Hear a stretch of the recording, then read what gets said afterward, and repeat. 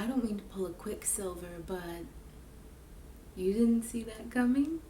Hello everyone, my name is Ella and welcome back to another Marvel discussion video. Today we are discussing episode 3 of Falcon and the Winter Soldier, Power Broker. So if you haven't gotten around to watching that yet, go ahead and pause this video, go watch that episode, and then come back and join me. Before we get started, I wanted to clear something up that I said in my last video about Isaiah Bradley. He is not one of the Young Avengers. He was the first Black Captain America. His grandson, Elijah, which is the boy that we saw with him, he's the one that is in the Young Avengers. So I just wanted to clear that out so that there was no confusion with that. I still don't really have any theories or anything about this show, so I'm just gonna jump right into a discussion about the characters in this episode. We'll just start with Zemo, since he's pretty much the main focus of this episode. I called that. I'm sure a lot of people might have called the same thing too, but I don't know, I always feel a little proud when I guess something and it's right. It's very satisfying, but I don't know. I feel like they're walking a teetering line with him, because I feel like they are kind of making movements that are humanizing him, and I don't think that he's a character that needs to be humanized. He's a bad guy. He did very bad things in Captain America Civil War, and he's not someone that we need to get buddy with. He's not someone that needs to be redeemed or anything like that. He did bad things. Yes, he was helpful in this episode, but he also did bad things in this episode too. So I don't know. I don't know where they're gonna go with him. I'm sure he's gonna be in more episodes because, they're still trying to find out information about these super soldiers and to get the serum and everything. So I'm sure we're not done with him yet, but I'm curious to see what exactly they try to do with Zemo, if they're gonna end up pardoning him like they did with Bucky, or if they're gonna, admit that, yeah, he was useful for this, but he's still a bad guy, still did bad things, and he needs to go right back in jail. I mean, that's how it should go, but you never know with Marvel. Yeah, Sam and Bucky in this episode, as always, a beautiful dynamic. I think they're slowly starting to warm up to each other, which I think is what everyone expected would happen. And they're good. They're great together. They're funny together. I don't know if it's just because Sebastian Stan and Anthony Mackie have that great chemistry, or if it's just the characters themselves that also have the great chemistry, or if it's just all of it combined. But at the risk of sounding stupid, because this show is about Sam and Bucky are truly the highlight of every single one of these episodes. Really though, I enjoy watching them on screen. They're just such a fun duo, and I feel like every episode they up the ante, and it keeps getting better and better with their friendship, and I can't wait to see how it all just kind of comes to an end.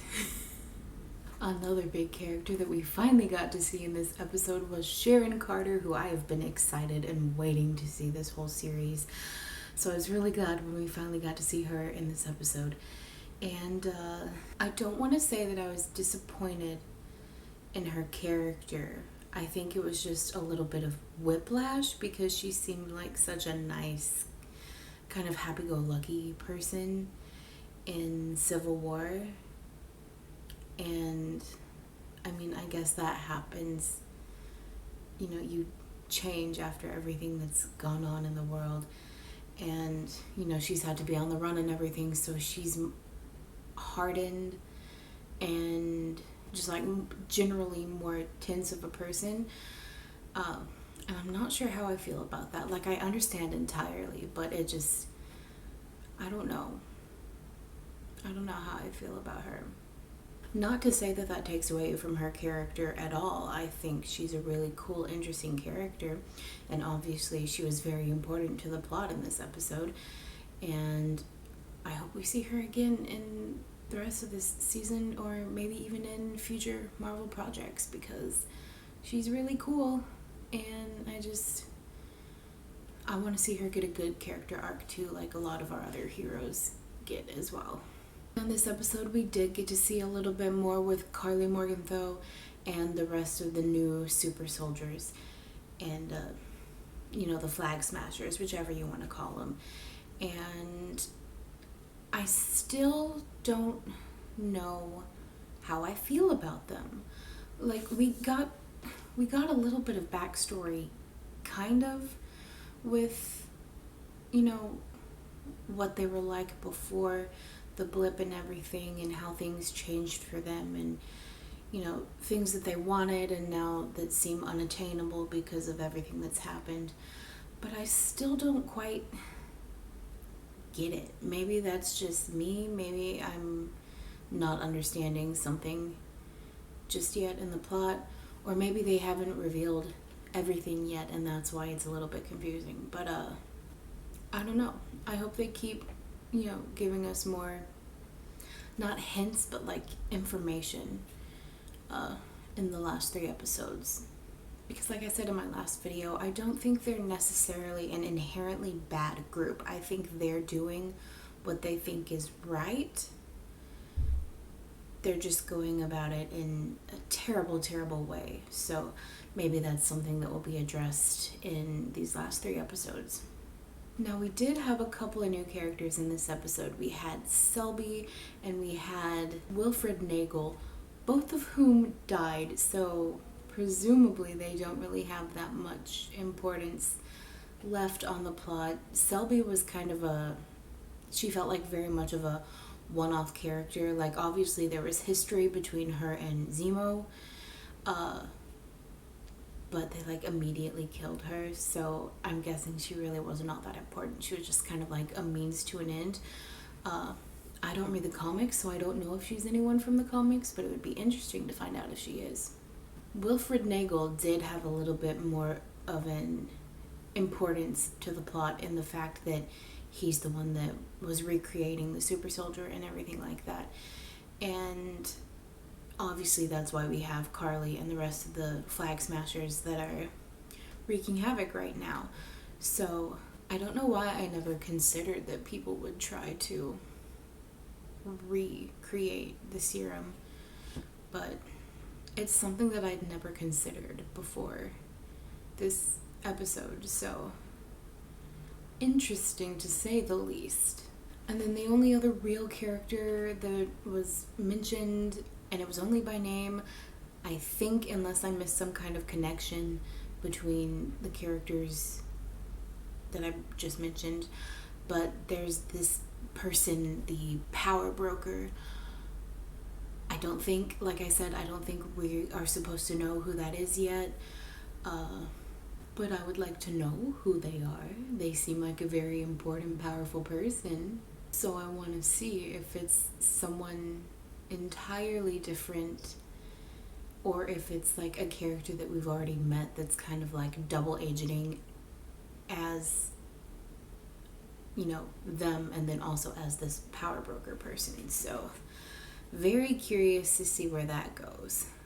And then before we end this episode, of course I have to talk about that little scene at the end once they arrive in Latvia and Bucky sees the Kimoyo beads kind of scattered around, which of course leads to one of the Dormelage guards showing up and being like, hey, we want Zemo. I feel like they kind of hinted towards that earlier in this episode because Sam mentioned Wakanda and brought Wakanda up, and so that kind of got me thinking. I was like, we haven't seen anyone from Wakanda in a while, so it was like in the back of my mind I was like, and then like the Kimoyo beads showed up and I was like, no way. And then the Dormelage guard showed up and I was like, no way. So that's another piece to add to this weird puzzle of a show. I don't quite know what it's going to mean. I don't quite know how it's going to work out, because obviously they're still using Zemo to try and find Carly and the super soldier serum. But also I don't think the Dora Milaje are going to give up quite so easily. So I'm sure we are going to see some kind of showdown in next week's episode. Alright, that'll do it for this episode this week. I can't believe we're already halfway through the show. It feels like we just started it. It's going great. It's going strong. They already have a lot of different plot lines going on, and I'm really excited to see how each of them ties up, but then how it also all ties in together.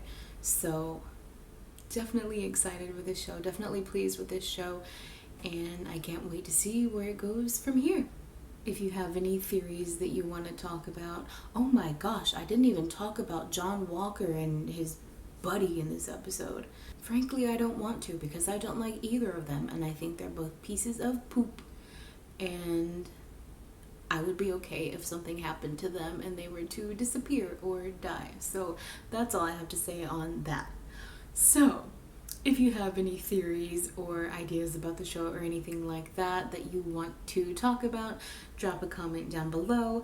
If you enjoyed this video, please give it a like, subscribe to my channel if you haven't already, and if you would like to be notified when I post a new video, go ahead and click that little bell icon right down there at the bottom of the screen.